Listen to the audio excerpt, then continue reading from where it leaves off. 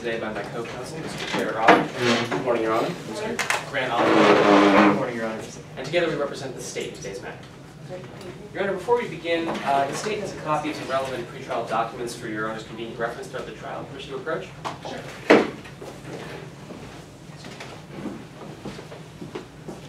Notice of intent to offer care evidence. Copy of stipulations. Page 3, including orders. Indictment. Case law. Special instructions. This is joint legal.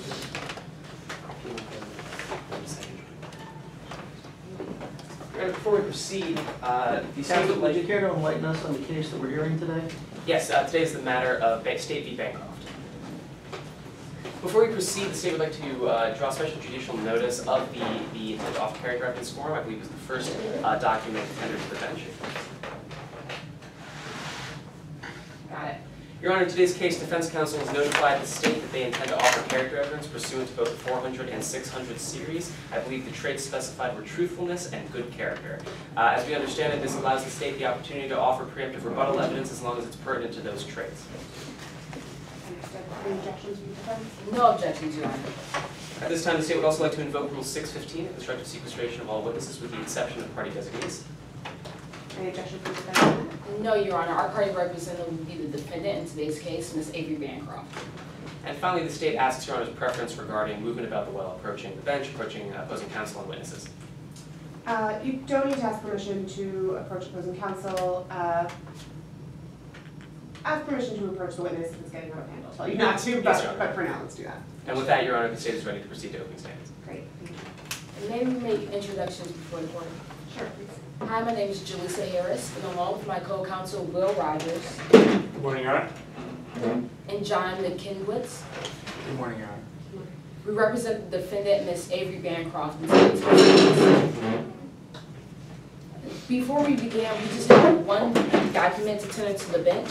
It is the transcript of a conversation that happened on March 31st between the defendant, the undercover officer in today's case, and her assistant. According to stipulation 4, all objections have been raised and overruled to this document being entered into evidence. May I approach opposing counsel and tender to the bench? Please. And the state is aware of the stipulation, all objections have been waived. Thank you. While you're doing that, I hate to ask this, does anyone have an extra pen? I have a red one. I do. Thank you. There you go. My daughter is in a phase where she takes everything out of my purse all the time, so I apologize. Yeah. Thank you. You're welcome. Can you move 2 sheets of paper? Yeah, absolutely.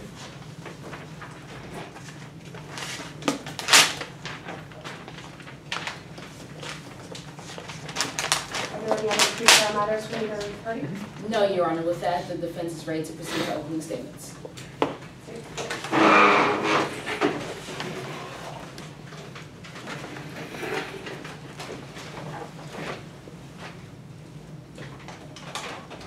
May I proceed?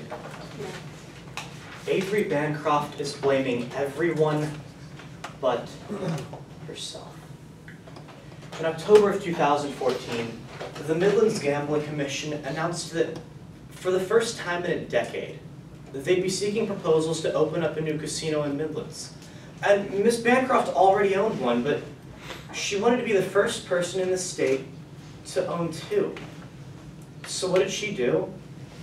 She bribed a member of the Midlands Gambling Commission, Chase Covington, to buy the deciding votes, and the very next day, she got what she paid for. The commission voted in favor of her casino. Everything that I've just told you is undisputed.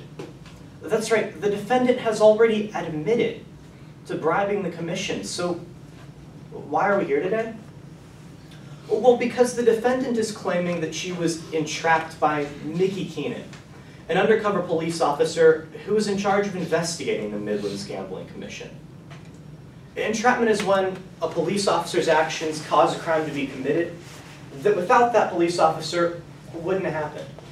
And because the defense is raising an entrapment defense, they carry the burden of proof. This means that the defense has to prove to you that it's more likely than not that Mickey Keenan pressured Avery Bancroft into committing bribery.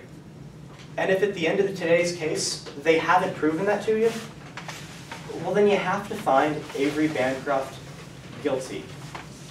But even if the defense proves that, you still have to find the defendant guilty if the prosecution can prove to you beyond all reasonable doubt that the defendant was predisposed to commit the crime in today's case.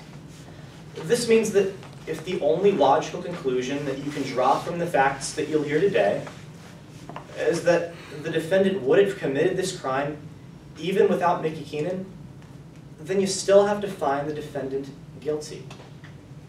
And to prove that to you today, the prosecution is going to be calling 3 witnesses. The first of those is Officer Keenan herself. Officer Keenan will tell you what steps she took in her investigation. She'll tell you that her investigation culminated on April 16th of 2015 when Ms. Bancroft picked up a pen, a piece of paper, scribbled down her $250,000 offer. And she'll tell you that at no point in her entire investigation did she ever pressure the defendant into committing that bribe. The second witness that the prosecution will be calling today is Mr. Danny Hoy. Mr. Hoy is the head of security at the Black Bear Casino, and he'll tell you that Ms. Bancroft was never concerned about security. She was too busy running the casino. Until April of 2015, when the defendant walked into Mr. Hoy's office, asked about the best place to have a private meeting, the best place to have, holes in the security surveillance system. And within the next couple of days, Ms. Bancroft had meetings in both of those locations, meetings where we know the bribe was offered and the bribe was executed.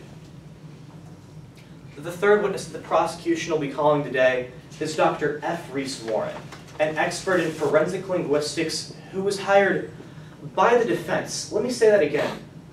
Opposing counsel paid Dr. Warren $10,000 for a conclusion that ultimately supported the prosecution. Dr. Warren will outline the proper steps that an undercover investigator should take, and she'll tell you that Officer Keenan followed those procedures.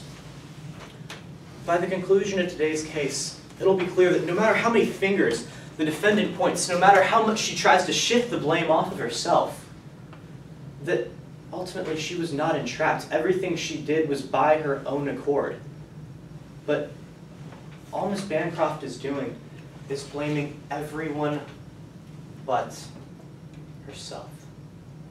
Which is why at the conclusion of today's trial, my co-counsel, Mr. Zoberman, is going to get up and ask that you find Ms. Bancroft guilty of bribery. Thank you.